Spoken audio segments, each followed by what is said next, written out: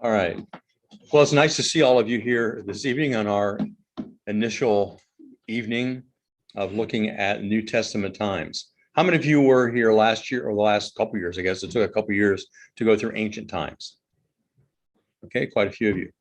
I wish that we had thought and knew how to record those. I've had a lot of people ask me about those. I may have to do it again at my house to make it available. I really think that's was an important study to undertake, integrating the Bible with ancient cultures.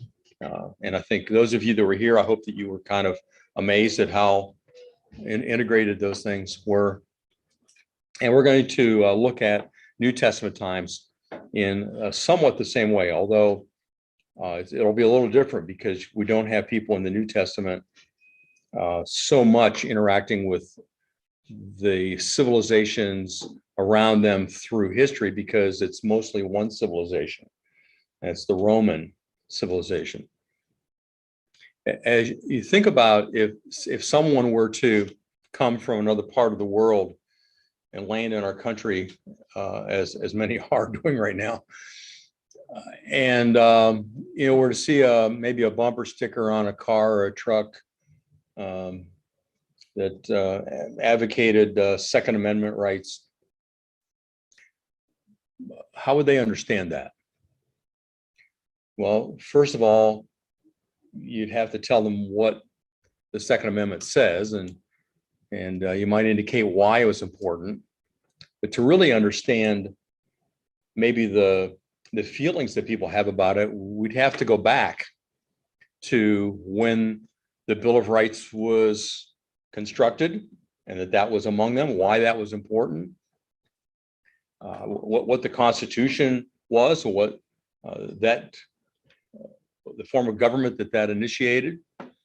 And we probably have to go back and see why those things were important in the War of Independence, and even go back to England and see, well, that tradition came from England originally. And only then would a person really be able to grasp why that bumper sticker is on that truck. Well, when we approach the New Testament, there are many things that the audience of these books understood because they lived in that culture.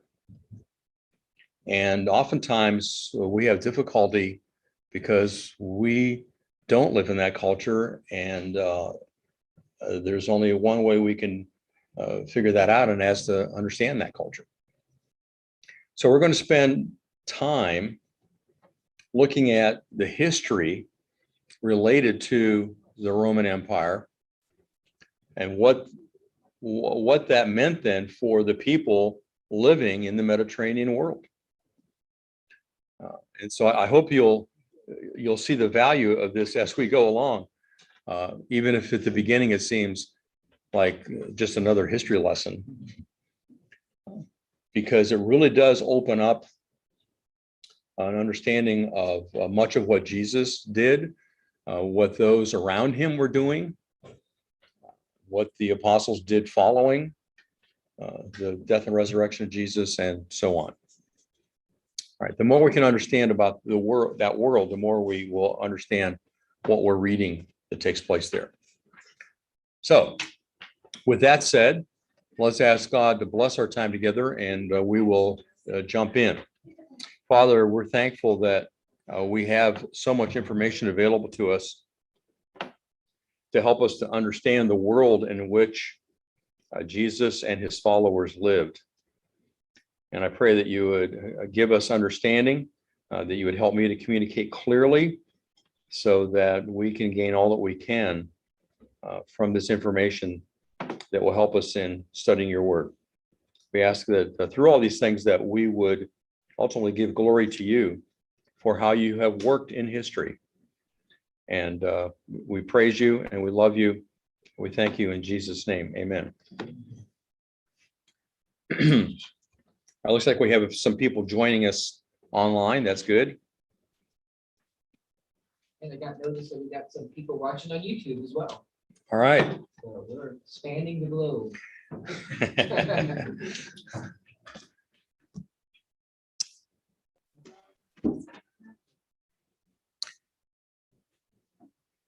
Oh, John's got coffee.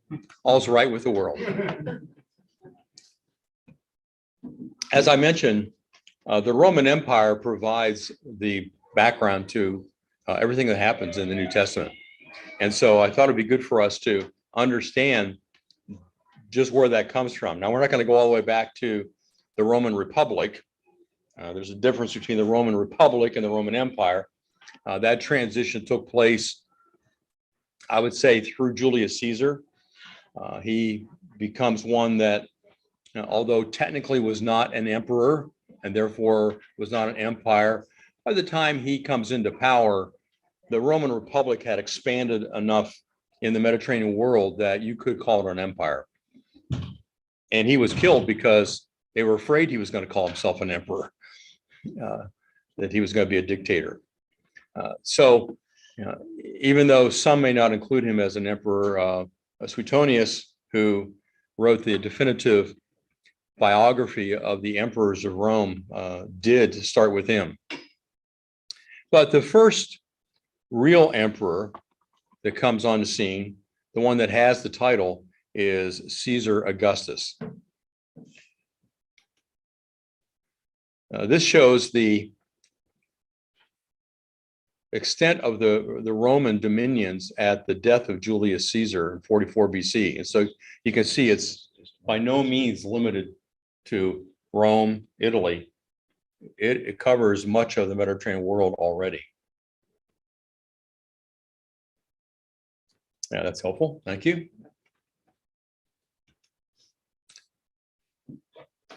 So what was the Roman Empire? Well, as I said, there are two periods of Roman government. There's the Roman Republic, which had a Senate that was in charge of everything. I won't go into any detail on that. And then it kind of evolves into an empire as Julius Caesar and then those who follow him have more power, more control. So as I said, technically there was an empire under the Republic, but the empire refers to the time beginning with Augustus. I've entitled this time period Pax Romana. Have you heard that before? What is Pax Romana? Roman peace. Yeah, Roman peace. It's Latin. Pax means peace. And we're going to see the importance of that as we proceed, that throughout the Roman world, because they conquered so much territory, it brought about peace in the world. Augustus was the one who sort of begins this era. He comes along at the end of civil war that was taking place following the death of Julius Caesar. If any of you ever read Julius Caesar by Shakespeare, it captures pretty clearly what happened. Remember, Julius Caesar is assassinated by some senators, among whom was his close friend Brutus. Remember what he said to Brutus?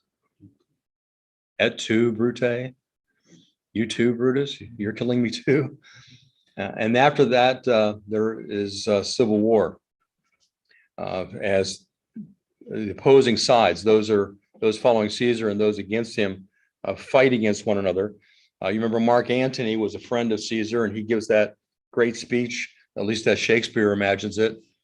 Friends, Romans, countrymen, lend me your ears. I come not to praise Caesar, but to bury him. And he talks about the assassins being honorable men. But by the time he gets done, the crowd has turned on the assassins. And the rest is civil war. Well, Octavian, Julius Caesar had no children. Well, no legitimate children, I should say. But he designated his nephew and adopted him so that he would be his successor. And so Octavian defeated Antony and Cleopatra at the Battle of Actium. It's a naval battle, which brought an end to a century of civil war. Yes, it's that Cleopatra, the one that you've heard of. There are many Cleopatras, but this is the one that had an affair with Julius Caesar and then with Mark Antony. And they battled then to see who would be in control. Octavian returned to Rome as the triumphant ruler of the Roman world, and he announced his desire to restore the Republic. And he voluntarily chose to share his powers with the Senate. The Senate was impressed by his great humility, and they said, no, we want you to have power. And so they called him Augustus, meaning Most High. And then he took the family name from Julius Caesar and called himself Caesar Augustus. Oh, I was going to tell you what he said. He said, I shall lead you no longer, and no one will be able to say that it was to win absolute power that I did whatever has hitherto been done. Receive back also your liberty and the Republic. Take over the army and the subject provinces and govern yourselves as has been your wont. Nothing in the world would deter me from aiding you when you were in danger. I gave myself to you unstintingly. And so they said, no, you take power. You are Augustus. Well, having been given that role then, he also accumulated a number of titles. Now, just to give you an idea of how large Rome was at that time, in 28 BC, a census shows that the number of Roman citizens in the empire, so those are people that are citizens, that would include no slaves or foreigners. The number of Roman citizens were 16.5 million. The number of those living in Rome was over 4 million. That brought in a revenue to the Roman government of $200 million a year. So pretty intense, pretty large area. All right, so the titles that Caesar Augustus accumulated was he was proclaimed consul for life. Now, in the Roman Republic system, they had the legislative branch, which was the Senate. And from the Senate, then, they would choose two people to be consul who would handle the administrative parts of it. They would be the executive branch, but it was under the authority of the legislature. But those consuls only served for 6 months, and they kept rotating them in order to prevent somebody from getting too much power. But now they're giving Augustus not only the title of consul, but you're a consul for life. That's what they were afraid that Julius Caesar was going to do. But here they're turning around and doing it with Octavian. He also was given the title of censor and Pontifex Maximus. So a censor was another office within the Roman Republic. So they're accumulating offices here. So it's like in the United States, if somebody was president, okay, we'll also make you Chief Justice of the Supreme Court. We'll make you Speaker of the House. They're just throwing everything onto him. Another one was tribune. That had to do with a subgroup of representatives that represented the more common people under the Senate, and he was given that title. He was given the title of Imperator as the head of the Roman army. Means successful general, and it's the origin of the word emperor. So that's why we say he's the first emperor, because he was given the title Imperator. He was given the title Princeps, which means first citizen. Our word prince comes from this word. So he's the first among many. Number one. And he took the family name of Caesar to add more to his titles. And then lastly was given the title Augustus, which was a title divinity. It was most high. So when you say he's Caesar Augustus, that's the family name. That is the fact that he is the most high, almost to the point of divinity. So The result of this is that he had the power to call the Senate, to veto the Senate's laws, and to make laws himself. What more could he want? What more power could he wish to have?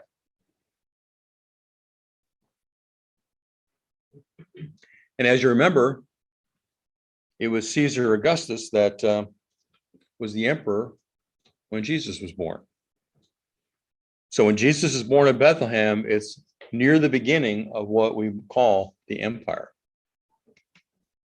By the way, if I go too fast, if you need to get something filled in, make sure you stop me. Or if you have questions, make sure you stop too. So he's the first among equals. He and the later emperors tried to maintain the facade that they were elected officials rather than dictators, but they really were dictators. The illusion is that the emperor was the most prestigious and important member of the Roman Senate, but every senator is important, but we know that really wasn't the case. In reality, the Roman emperors ruled with very little input from anyone else. And as time goes on, the senators rule in fear of the emperor, because if they step out of line, they know that their lives won't be long.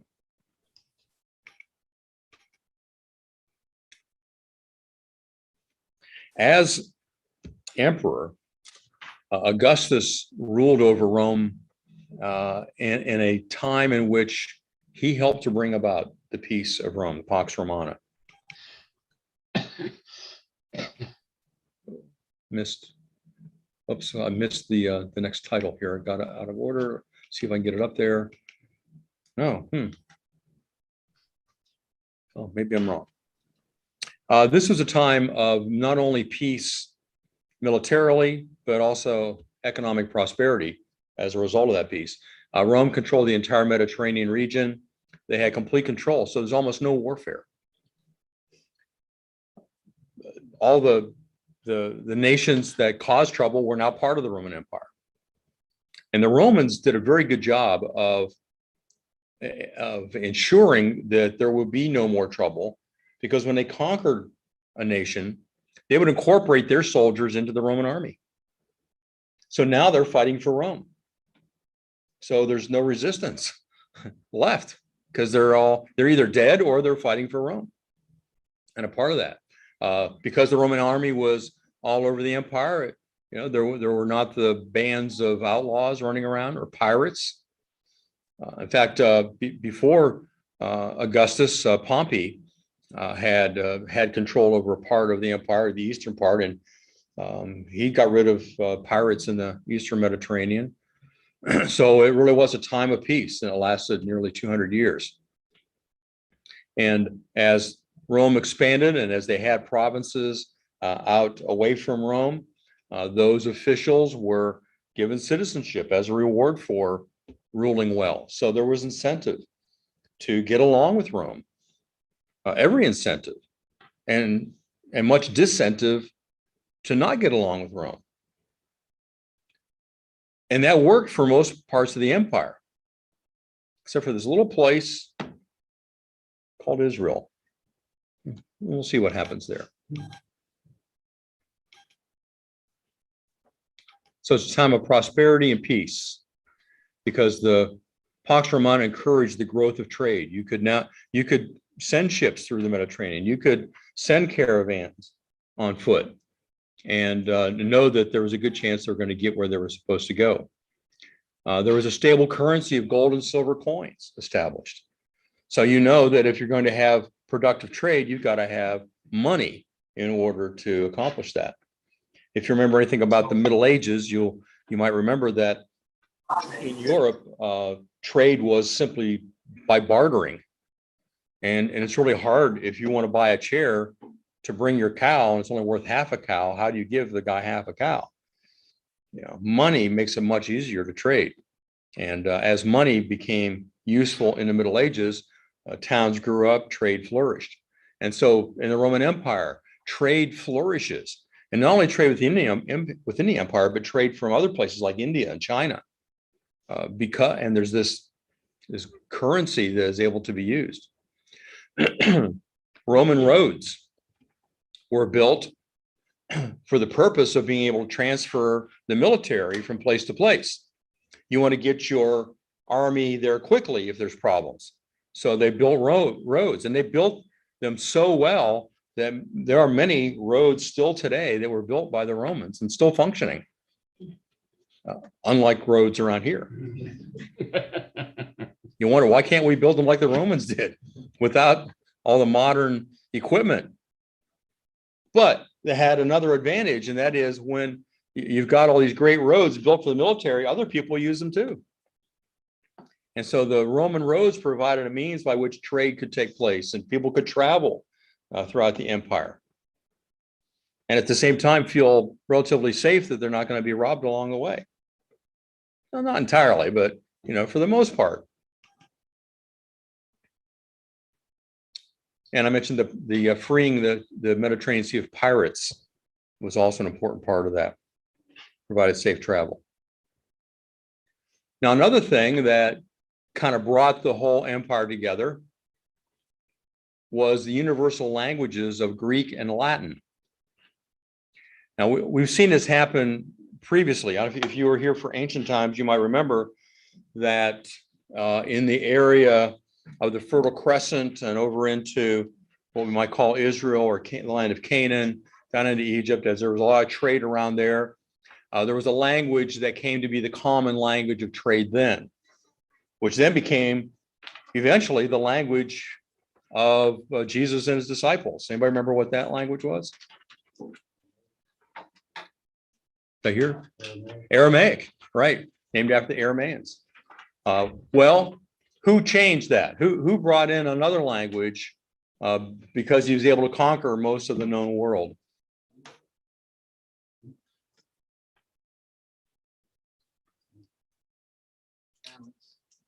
Alexander the Great. Yeah, his friends called him Alex. And what language did he bring? Right. So because of Alexander the Great, everybody, if you wanted to communicate, wanted to trade, because he not only conquered the area where Aramaic was spoken, but also Greece, then you spoke Greek, and Greek became the language of trade. So from Egypt to Babylon to Rome, if you wanted to communicate, you spoke Greek. And most people, unless they were really isolated, did. Now, the native language of Rome was Latin. And so as they conquered, Latin became an important language for people to understand as well. And I know for us in this country, we think, what? Learn another language? Learn two languages? But they didn't seem to have as much a problem with it as we do. I remember when my wife went to South Africa and she visited a elementary school, and they were talking about languages, and South Africa, if you want to get along in South Africa, you have to learn English, and you also have to learn my mind's gone blank, German, Afrikaans, but your native village may speak Xhosa. And so when they found out that Beth didn't know any other languages, they thought, what are you, stupid? Because they knew at least three and maybe more. So people in those times were able to speak a number of languages, and the universality of that made it easier. Yeah, Jesus would have been fluent in 3 languages. For sure, he would have been fluent in Aramaic, in Greek, and in Hebrew. Yeah.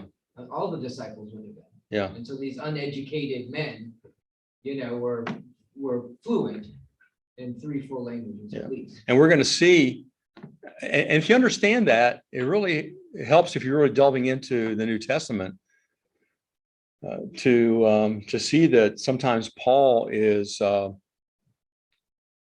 saying something that really comes from something that he's quoting from Latin, or from a Greek philosopher, or from the Greek Old Testament, and sometimes from the Hebrew Old Testament, and he translates it into Greek on the fly. Yeah. And sometimes they mix them. And then if you're really, if you're studying the original language, sometimes it can be a little confusing, but that's the culture in which they lived. Is your hand up? Yeah, I'm just thinking that going back to Augustus, we think of it as old time stuff. But we see this really unfolding in front of our eyes today in terms of Xi in China. He was the president. The Communist Party is the Senate. And he was president. Now he's president for life. And all of these titles, it's almost like they're modeling, this era of Augustus.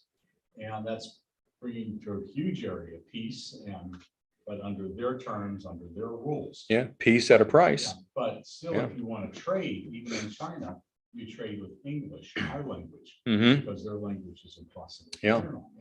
And that's why we have a lot, or at least until a couple years ago, something changed all that. We had a lot of Chinese exchange students. Even at Heartland Christian, we would have sometimes 2 a year.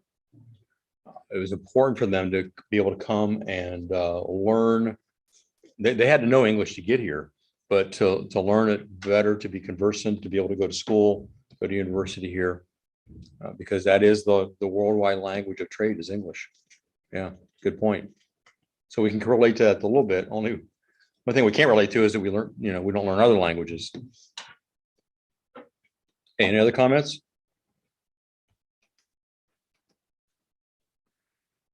So all of this brings about stability and order as you think about government.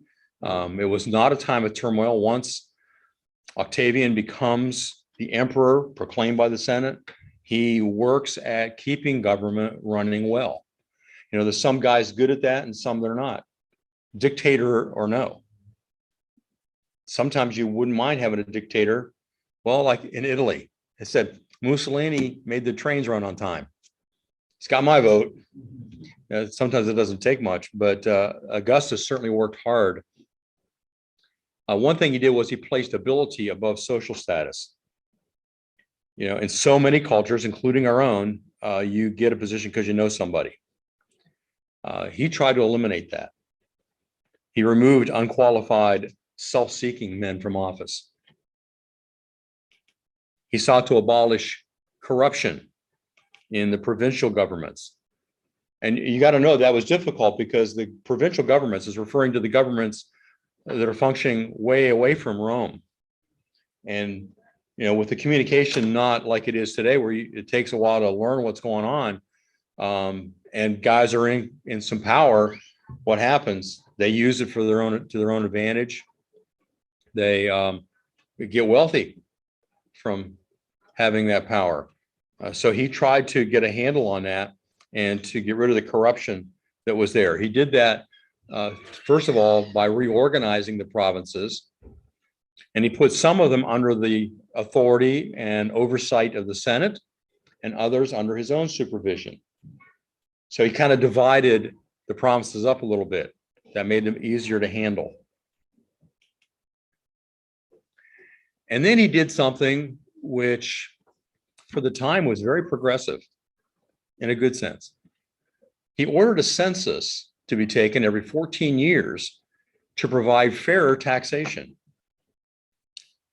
because population shifts, and he didn't want one area to not be paying what they ought to because their population had increased. He didn't want another area whose population had gone down to pay more than they should. So he's really being fair-minded about this. And so he establishes that this will take place. Now we know that in God's plan, there was another purpose in him establishing this census every 14 years. And that was, there was a young lady by the name of Mary living in Nazareth who become pregnant by means of the Holy Spirit. And somehow God's got to get her down to Bethlehem, because that's where it had been predicted Messiah would be born. How's he going to do that? Well, he has Caesar Augustus initiate this idea of having a census, and you got to go back to your hometown. And so that grand scheme that Caesar Augustus had a very specific effect in the lives of Joseph and Mary and the birth of the Messiah. So no matter how the cogs of history are turning, ultimately we know God is in control. So that's the government reform. Now, he also tried his hand at social reform. He could tell that morally things were deteriorating in the Roman Empire. And so he encouraged the passage of laws that promoted family life and regarded families with many children. So in other words, he tried to make it easier for them. I'm sorry, I have regarded, it should be rewarded. Rewarded families with many children. So it kind of gave them a tax break, kind of like what we have today. So he wanted to encourage people to have families. Unlike what our government has done and encourage people not to have families, or at least not to have fathers. But he's trying to accomplish something morally here. He also punished immorality. Now that had to be difficult in Rome, if you know anything about the men of Rome, and it will get worse later. But he wanted to promote morality. He placed limits on extravagant living. He thought part of the problem is that the wealthy are just being extravagant with how they live, spending too much money, whatever. So he put limits on how much they could live, and especially on how much land they could purchase, because what happened frequently, and I think we'll talk maybe more about this later, as men leave their farms to go into military service and come back, they find that the taxes on their farms have not been paid, and therefore they owe all this money, but they've got nothing that they can pay it, and so they sell the farms. Well, who do they sell it? They sell it to rich senators. They're the ones with the money, and so senators are buying up large parcels of land and becoming even more wealthy. And Caesar Augustus sees this as a problem. Actually, Julius Caesar, his uncle, had seen it as well, and a few before him, and tried to ensure that that wasn't happening, because it was driving people away from their farms. And of course, they left their farms, they no longer have a living there, so they go to the cities. That's where they're hoping to find a job, but there are no jobs. And so Rome had to create a welfare system. And you can understand where that goes. So anyway, this is part of what Caesar Augustus is trying to do to kind of reform the Roman Empire, especially in Rome. But despite the laws, his moral reforms failed. Think about it. Tell me why. Why did his moral reforms fail?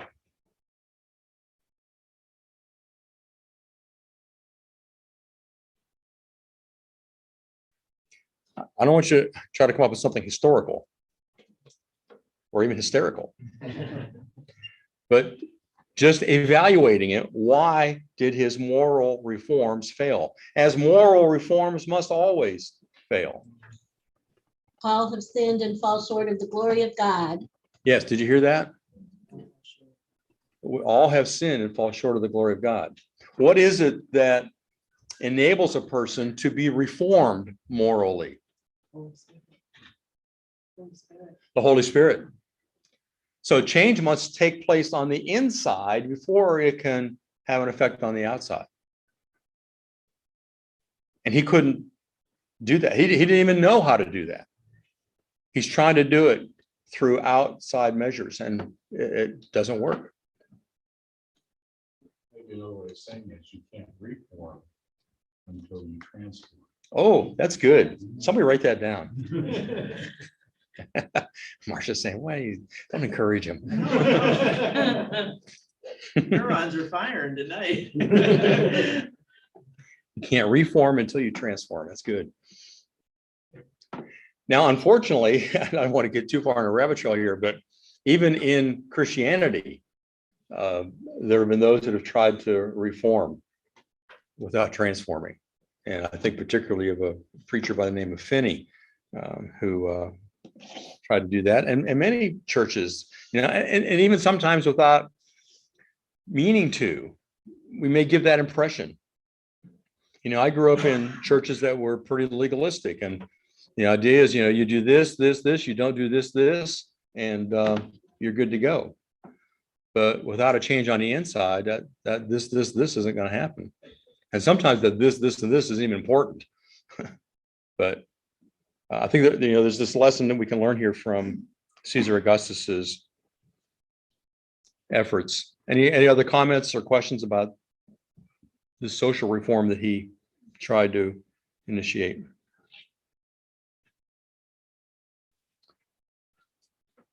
All right, we're now going to look at the successors of Augustus. Now, there are two ways that we can approach this. We can simply talk about an emperor at the time that something is going on that we're looking at in the Gospels or the New Testament. Yes, I'm sorry. go ahead. So like Caesar, was there more than one Augustus? Because he really wasn't born Augustus, he was given the title Right. Augustus. Is there other? But after that time, in order to legitimize the rule, they all called themselves Caesar. So it was, okay, Caesar Augustus, right? So, well, they didn't call themselves Caesar Augustus.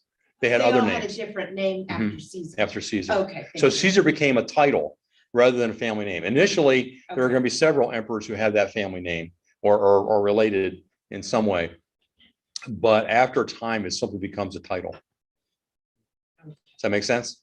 Well, yeah, it's just a high title of Augustus, he's the, Well, yeah. And even though, I mean, there may be other ones that have the title Augustus as well, but they're known by another name so that there's no confusion.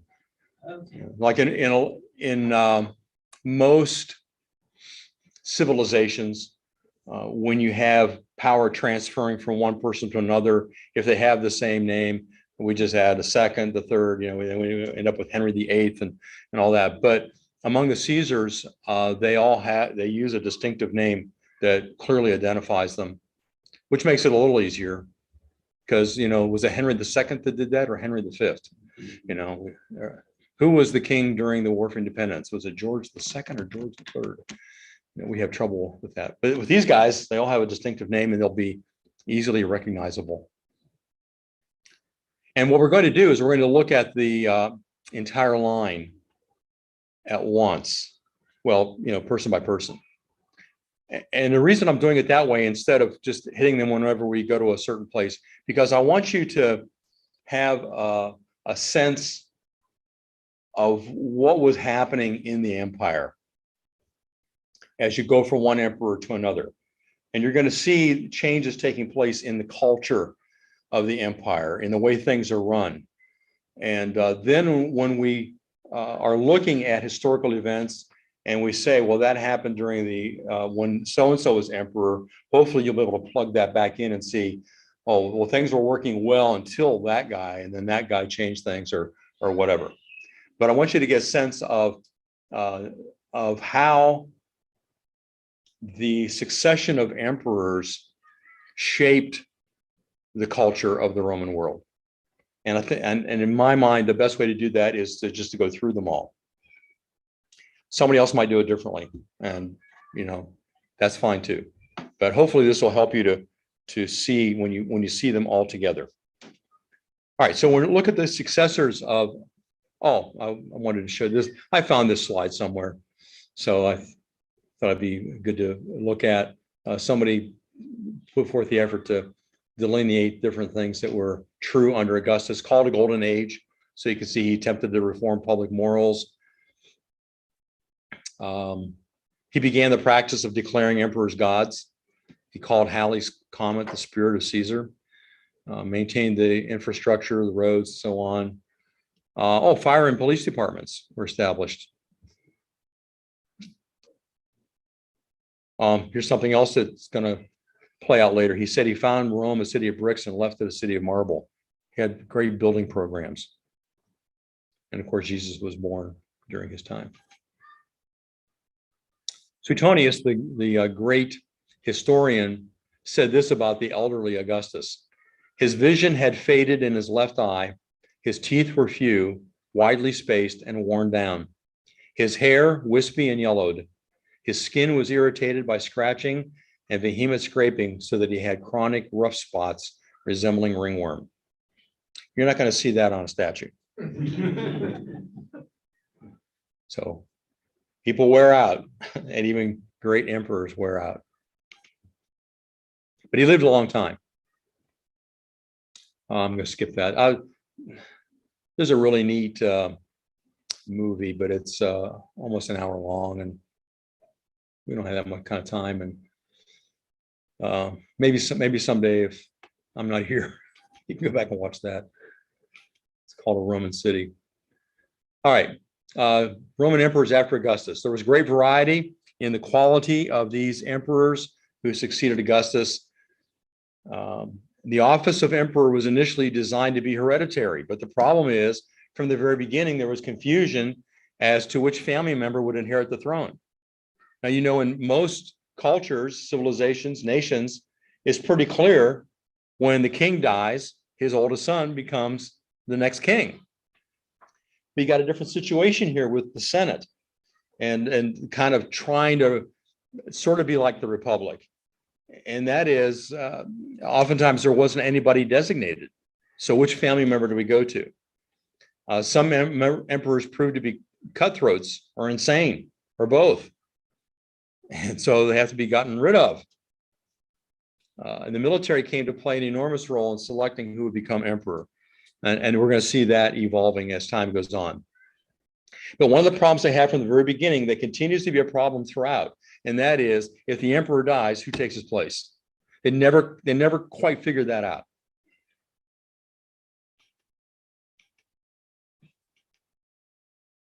And so I guess for those that live in monarchies, they say, well, we got that solved. Not a problem. And that's why they like a monarchy. You ever talk to an English person, an Englishman? I made the mistake once of talking to some Englishmen saying, why don't you guys get rid of the whole queen thing? You spend a lot of money on the lavish living and everything. The queen doesn't do anything anymore. They're not in charge. Boy, were they offended. Because they feel like that system works. All right, the quality of leadership after Augustus was incompetent until the end of the first century, when generals in the Roman army began to be elevated to the throne. So once generals started stepping in, then they got things done well. They ran things well. And you're going to see some of the craziness that takes place before that happens. So the one who follows Augustus is named Tiberius. He was Octavian or Augustus's adopted son. Again, not his biological son. He was the son of Livia Drusilla, who was the second wife of Augustus, but not his son. Tiberius was depraved and brutal, but he was an efficient administrator. He got the job done by force. Tiberius built a great palace on the island of Capri and spent the last 10 years of his reign there. So he wasn't even in Rome. So even though he left the empire in a healthy financial condition, there was great rejoicing when he died. And here are a couple other things that he did.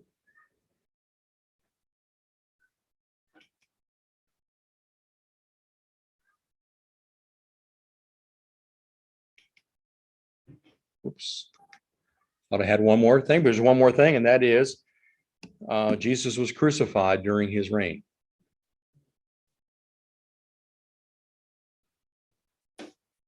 Now, understanding Tiberius to be a brutal man who got things done the way he wanted gives us a little insight in the dilemma that Pontius Pilate faced. As Jesus is brought before him and is advised that Caesar, that is Tiberius, would not be happy if Pilate allowed one who was claiming to be king go.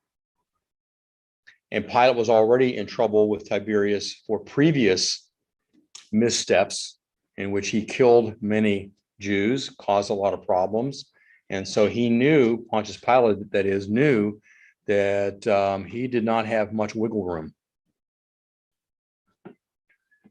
Any comments or questions about Tiberius? The next guy is fascinating in a morbid sort of way. Caligula.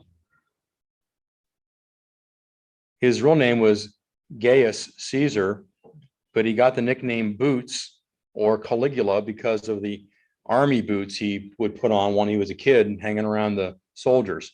You know, just like maybe your kids, you know, put on your boots or shoes when they were little. And then the soldiers all thought it was cute, so they called him Boots. Caligula stuck with him.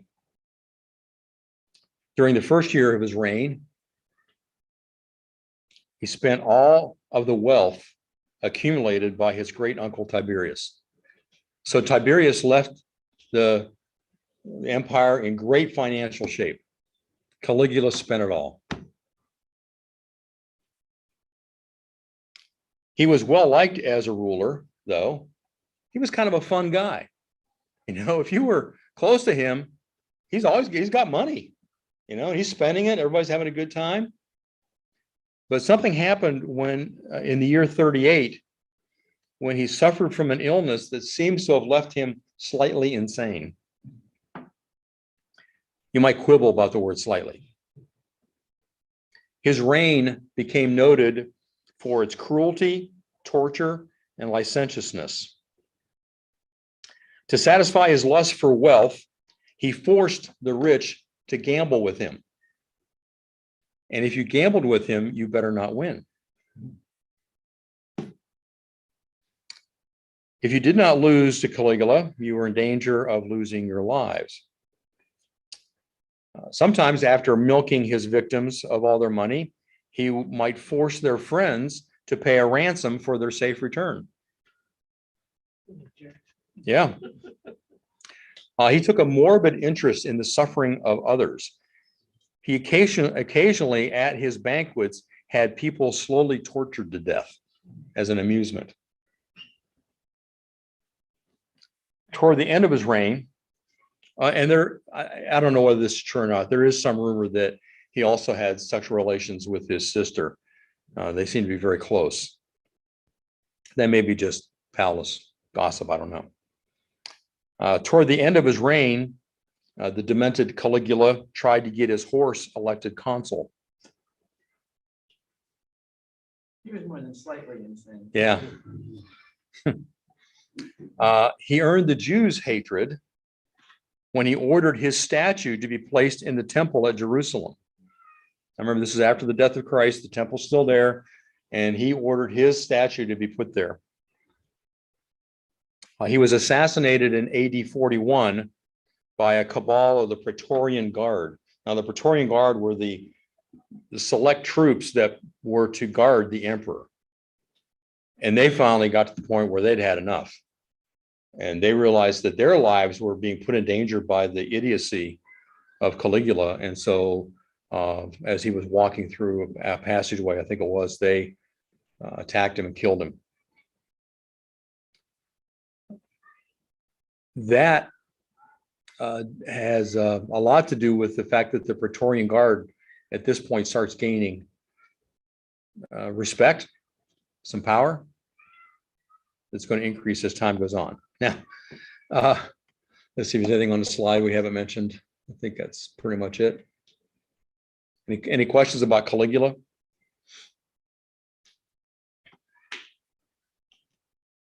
Oh, I found this online. It's kind of interesting. They take the bust and they say, okay, what would he look like if he lived today? Looks like a nice young man, doesn't he? Looks like a fun lover, doesn't he? Doesn't look crazy at all. All right, so the one that follows him is Claudius. This is kind of funny. The Praetorian Guard kill Caligula. All right, and remember, there's no plan for who follows a dead emperor, especially when one's been assassinated. So the Praetorian Guard, it goes into the palace rooms, and I don't know what they were doing or what they hoped to do, but they're looking around. Maybe they're looking to see what other family members needed killed, but they find Caligula's uncle Claudius hiding behind a curtain. Now, Claudius had been Caligula's sort of lackey. He was forced to do things that Caligula wanted done. So, for example, when Caligula wanted the senators' wives to be brought into a party and forced to have sexual relations with other men that were there, Claudius was the one that had to make that happen. And Claudius always protected himself from any suspicions that Caligula might have by pretending to be a little on the slow side. So Uncle Claudius could never be a threat. He's not that bright. But when the Praetorian Guard comes in, they find him hiding behind a curtain. They saw him as the same incompetent guy that had always been hanging around, and in jest proclaimed him the next emperor. You know, sometimes a joke just keeps going, and somehow it happened. He was considered incompetent by many, but he became the next emperor, and he was not as dumb as he pretended to be. In fact, he was a very efficient administrator. He's the one that authorized the invasion of Britain. And to gain the respect and loyalty of the army, he granted the soldiers the right to keep booty. So if they capture wealth, you can keep it. It doesn't go to the Roman treasury. So that got the soldiers on his side.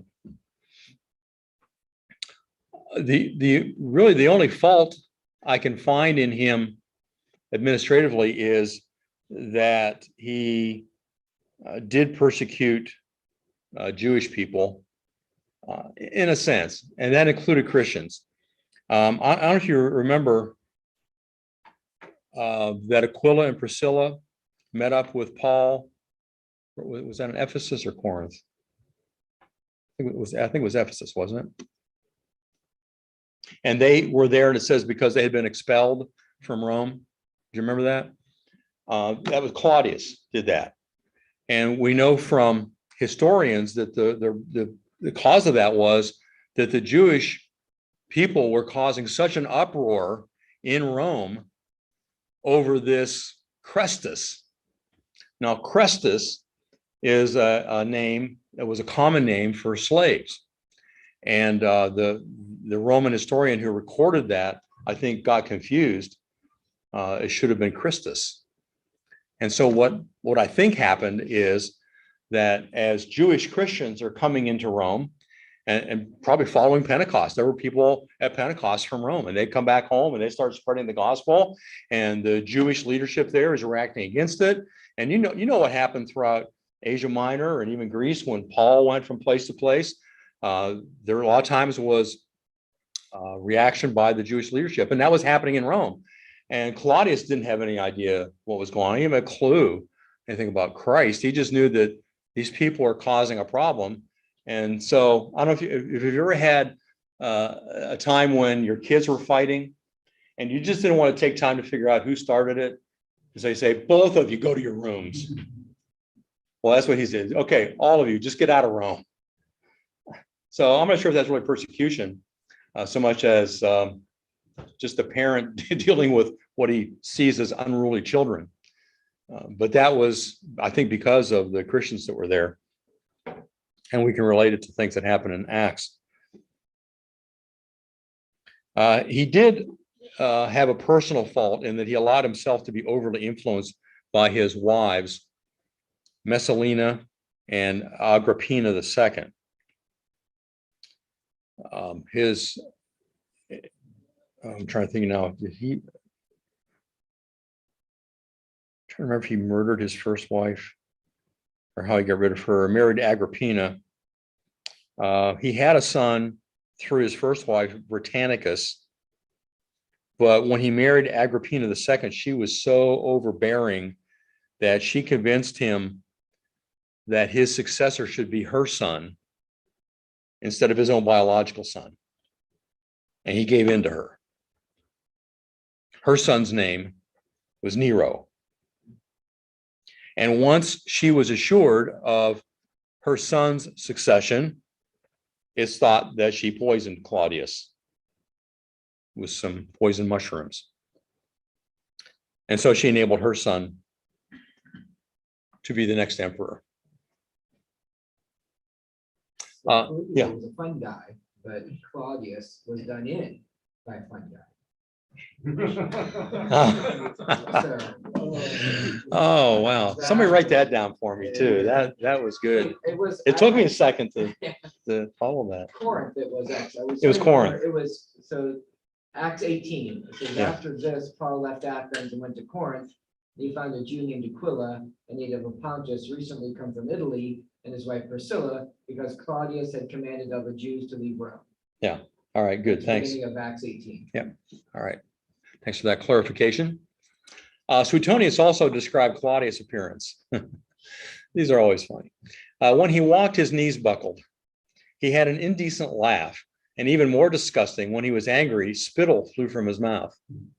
His nose ran, his tongue stumbled, and his head wobbled with the slightest exertion. All right, that's Claudius. Any questions about Claudius? You kind of feel sorry for the guy. He was a quad. I didn't realize there'd be so many comedians here tonight. That's good. You're thinking. Even if you're not thinking about real things, you're thinking. He's a Claude, yeah. Okay, yeah, he did do in his wife. Tacitus describes that. He said, he told their guards and their commander to kill Messalina, his first wife. A freedman was chosen to carry out the deed. Rushing ahead of the officers, he found her cowering on the ground with her mother sitting nearby. So, you might get a twofer here. You got the mother and the mother-in-law. She had often disapproved of her daughter, but was now overcome by pity. Life has passed, she said, and there is nothing left but to seek an honorable death. That was important to the Romans. You die honorably. So a lot of times, if a person was an enemy of the emperor, he'd be told, look, I can either attack you with my soldiers or you can kill yourself. That's more honorable. So sometimes they did. But there was no honor in that spirit so corrupted with lust. The doors gave way to the oncoming attack. The commander stood before her in silence as he delivered the fatal blow. And here's the murder of Claudius. From this point, the empire was changed. All obeyed a woman, but this was a woman without feminine frivolity. She was openly severe and often arrogant. Agrippina's dominance was almost masculine. And then he goes on later, her plans for murder were firm. As she bided her time, waiting for opportunity, Agrippina sought the right poison. A specialist in the field was chosen, and by her skill, a potion prepared. It was delivered to Claudius by the eunuch who served and tasted his food. So Claudius had no idea it was coming. Now, going back to the question before about the family, here is the family of Augustus. You can see Julius Caesar here up at the top, and through adoption, we find Augustus. And then again, through adoption, we have Tiberius. Claudius is related over here. Nero is adopted, not really family related. And Caligula is here. So this is who's in the family, and it ends. As far as family relationship, it ends with Claudius. So it doesn't get very far down the line. But as I said before, they all took the name Caesar because it became a title.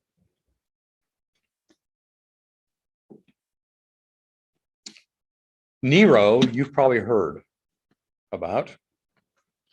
And there is much to say about him. And I'm looking at the clock to see whether, we'll give it a shot. Nero was 16 when his mother engineered him becoming the next emperor. And Agrippina, I think, envisioned herself really as the power behind the throne, being that her son was, pretty young still. But that's not going to work for very long. Nero governed well in his early years when he was under the influence of the Roman philosopher Seneca. Maybe you've heard of Seneca.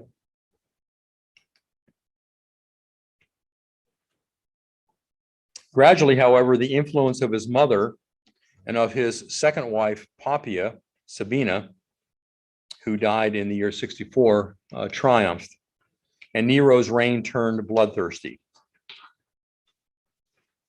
Soon turning against his overbearing mother, this unscrupulous ruler tried to have her killed.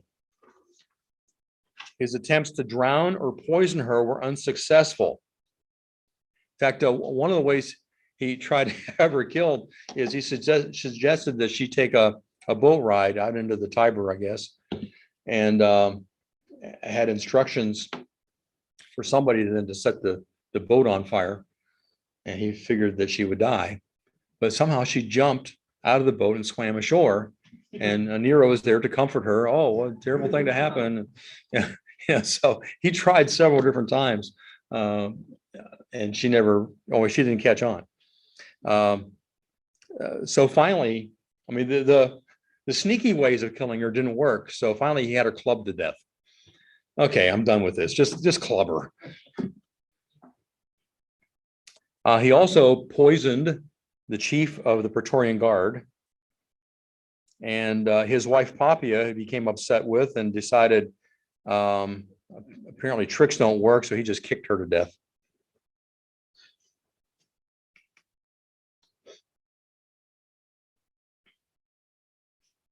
And he even killed his teacher, the famous philosopher Seneca.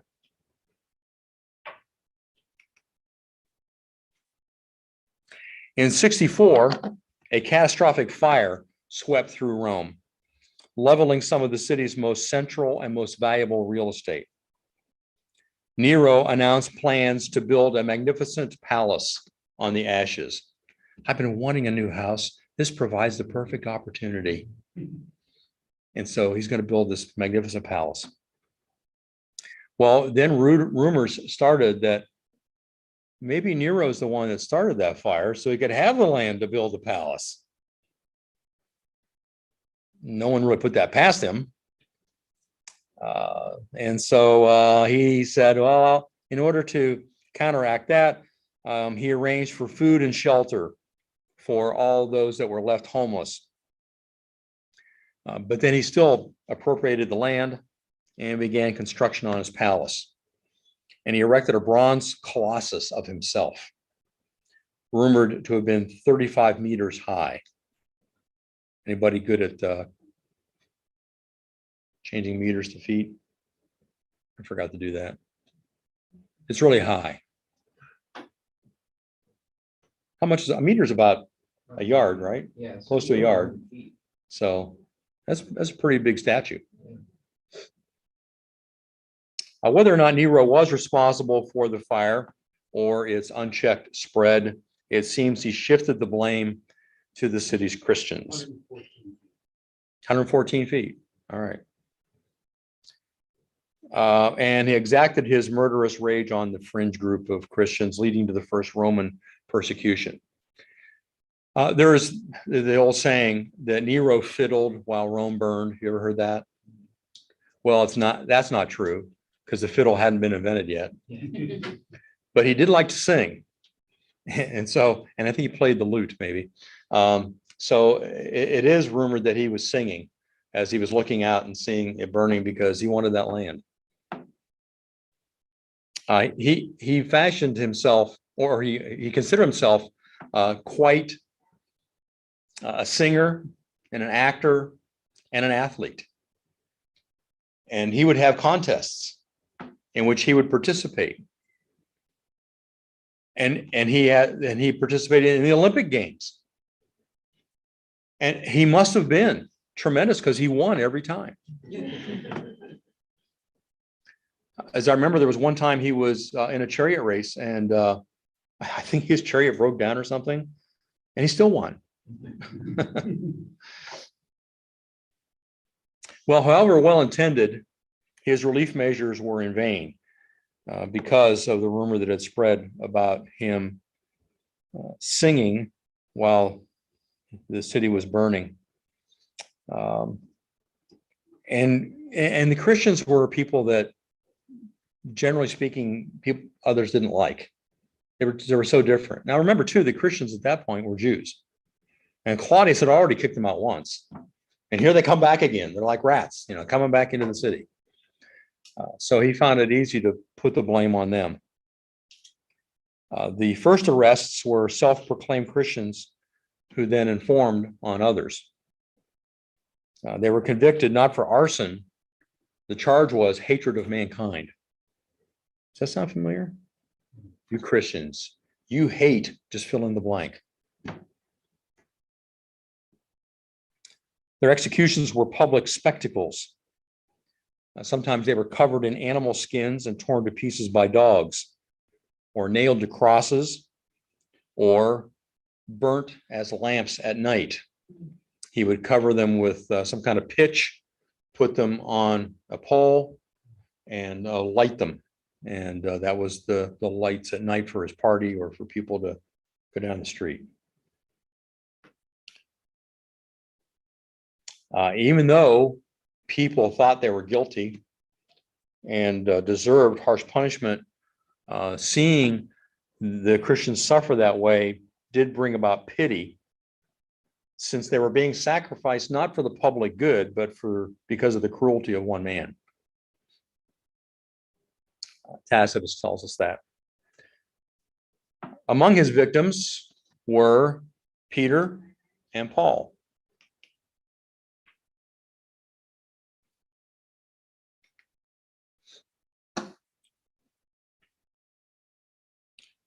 Beginning with Julius Caesar, Nero comes out to be the sixth emperor, which, in my opinion, fulfills what is said in Revelation 17:9-11, when it says that 5 have fallen and 1 is. He's the great persecutor of the church. In fact, his nickname was the Beast. The next 3 emperors, Galba, Otho, and Vitellius, ruled for only a total of 2 years. So we don't even consider them emperors, really. Perceiving that there was going to be a successful revolution against him, Nero committed suicide in 68. He ran and hid, and the Praetorian Guard was looking for him, and he committed suicide.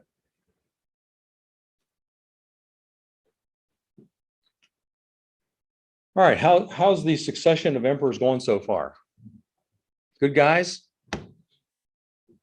Interesting guys? Interesting, but very cruel at times.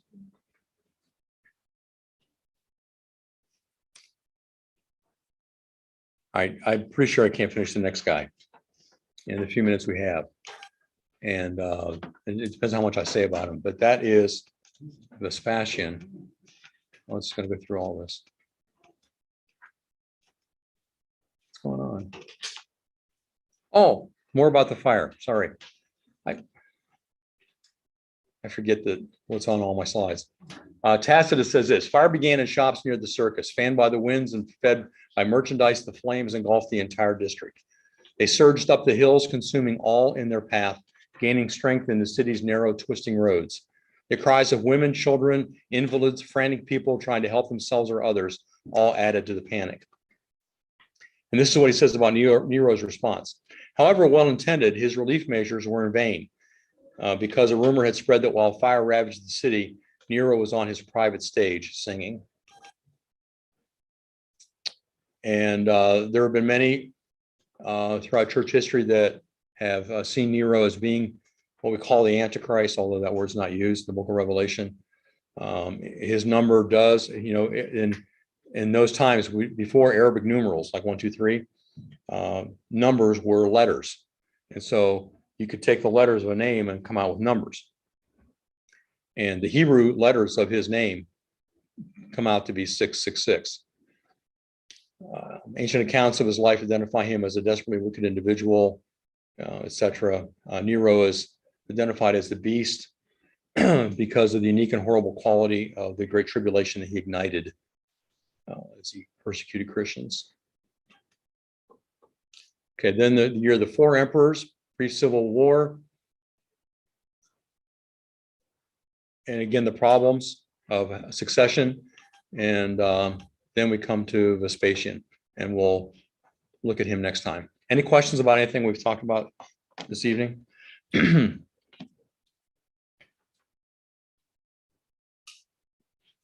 right, hope you're getting a sense maybe of what the Roman Empire was like. You know, the ruler affects everything, and what kind of times Jesus and the apostles lived in. And that's part of our goal. All right, if you have no questions, then we'll see you next week. Bring a friend, as the card guy says, tell a friend.